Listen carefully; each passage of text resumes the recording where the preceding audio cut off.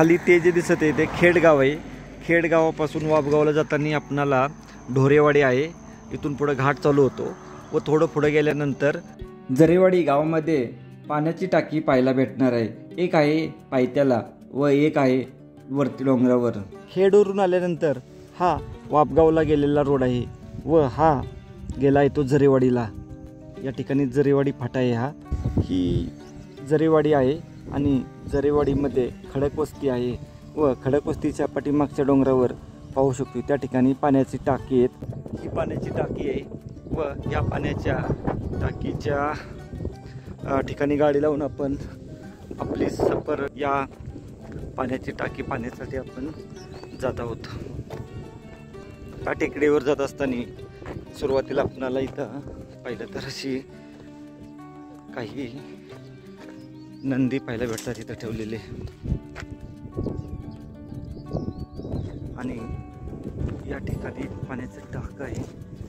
जरा तेवढं पाहू कोरीव येते बहुतेक ते तिथं आहे. एकदा पाहून हे आता जरा थोडं वाढवलं आहे. वरती जे आहे ते प्राचीन आहे कोरीव पाण्याचं टाक हे पाहू शकते. हे पाण्याचं टाक आहे कोरीव आहे सुद्धा. खाली पाहू शकते पूर्ण कोरीव पाण्याचं टाक आहे पण थोडंसं वाढवले. आता पहिलं पाण्याचं टाक तर सापडलं आपणाला. आता वरत्या टेकडीवरचं पाण्याचं टाका पाहून येऊ. समोर कमान बनवायचं काम चालू आहे आणि हा असा पायरी मार्ग केला आहे. अगदी वरपर्यंत केला आहे पायरी मार्ग. या टेकडीवर जाण्यासाठी 10 मिनिट पुरेसे होऊन जातील.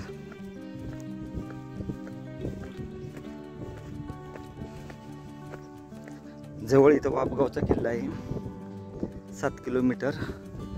गुळाणीमध्ये एक गडी आहे. सुंदर सुशोभीकरण केलं आहे शकते असं.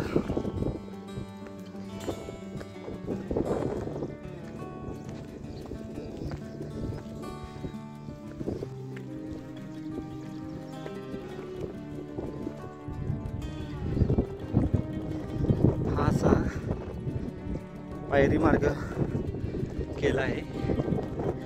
एका दृष्टीने चांगलं आहे.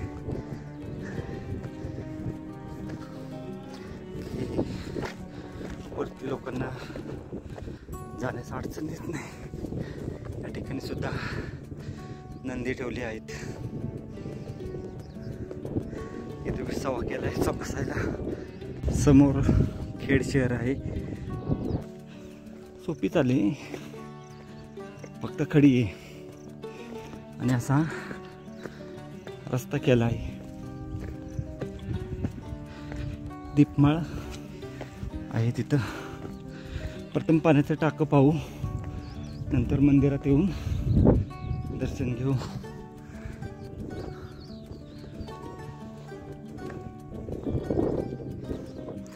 हायवे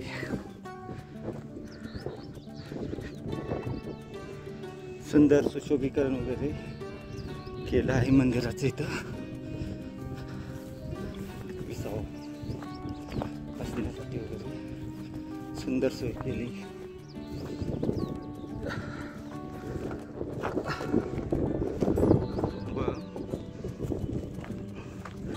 वर चढून आल्यानंतर त्याच्या बाजूला हे बघा थोडंसं उतारावर हे पाण्याचं टाकं आहे.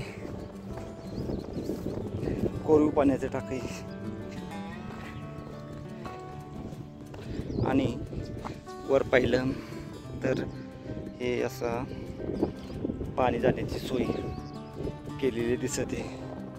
सुंदर आहे.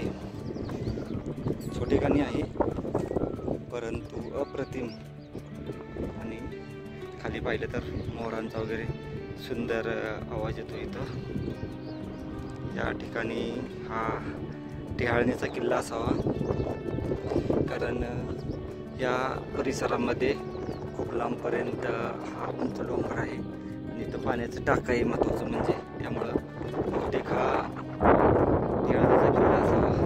समोर पाहिलं तर त्या छोट्या डोंगरावर तिथं दत्त मंदिर आहे तेही आपण केलं आहे. हा खेडचा भाग आहे व इथून पुढं हा जो भाग आहे हा मंचर आंबेगाव तालुक्याचा होतो.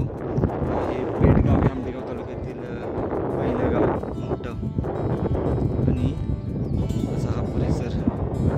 या बाजूला वामगावचा किल्ला आहे, गोळानीमध्ये गडी आहे, धामणीमध्ये खंडोबा मंदिर आहे, कौशिंगणीमध्ये नगरकोट आहे आणि हा जो डोंगर पाहिला तर चारी बाजूला खडाचढ आहे. निश्चितच हा टिहाळणीचा किल्ला असावा असं लक्षात येते वाटते. त्याच्या टेकडीवर हे पाण्याचं टाका आहे, समोर मंदिर आहे आणि मंदिराच्या या उत्तर बाजूला पाण्याचा टाका आहे. हा टिहाळणीचा किल्ला असू शकतो कारण एवढ्या ह्या परिसरामध्ये हा एक उंच डोंगर आहे, 2 पाण्याची टाकी आहे, पाण्याचं टाका आहे तेही पाहणार आहे आपण. आणि हे दुसरं असा हा ऐतिहासिक ठेवा या जरेवाडीमध्ये आहे. आपण वापगावचा किल्ला पाहण्यासाठी आल्यानंतर जरेवाडी या गावामध्ये येऊन हे पाण्याचं टाकं निश्चितच करा. आपण खेडवरून साधारण हे अंतर 6 ते 7 किलोमीटर आहे व वाटेमध्ये आपणाला ढोरेवाडी या गावचं एक पाण्याचं टाकंसुद्धा पाहायला भेटतं, तेही आपण करावं. पाणी याच्यातील अतिशय शुद्ध आहे आणि थंड आहे.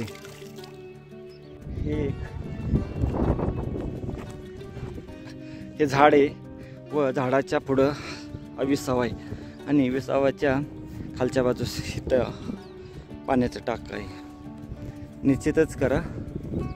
चला आता मंदिरात दर्शन घेऊ आणि खाली उतरायला सुरुवात करू. या ठिकाणी नव्यानं मंदिराची सुद्धा बांधणी होत आहे.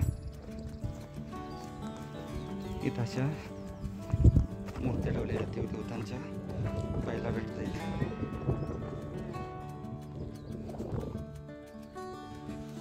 शकते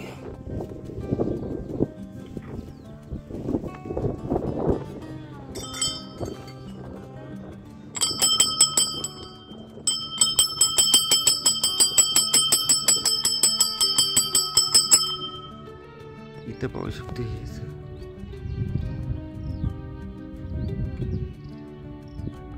मंदिर पूर्वी असणार इथं मोठं.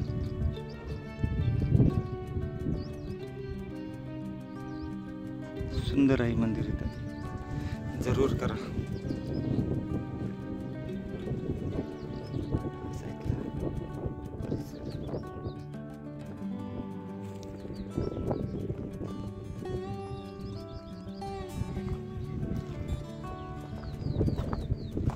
असं इथं नव्याने मंदिर बांधण्याचं काम चालू आहे.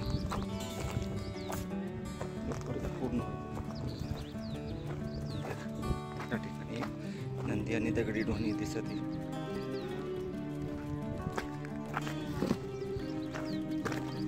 जवळच आल्यानंतर त्या ठिकाणी आपल्याला दीपमाळ पाहायला भेटते. त्याची दीपमाळ आहे. हा या भाग इकडचा भाग.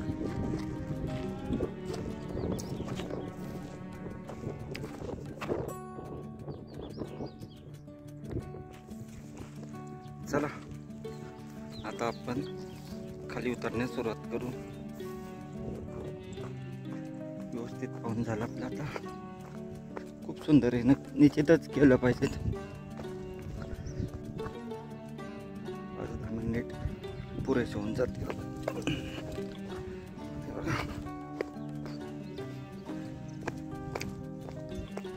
खाली उतरू आपण आता.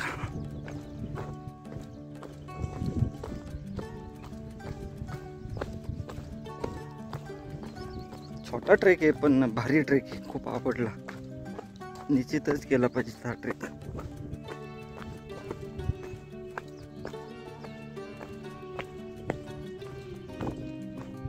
दोन्ही पाण्याची टाकी मंदिर पाहून साधारण आपण अर्ध्या तासामध्ये खाली पोहोचून गेलो.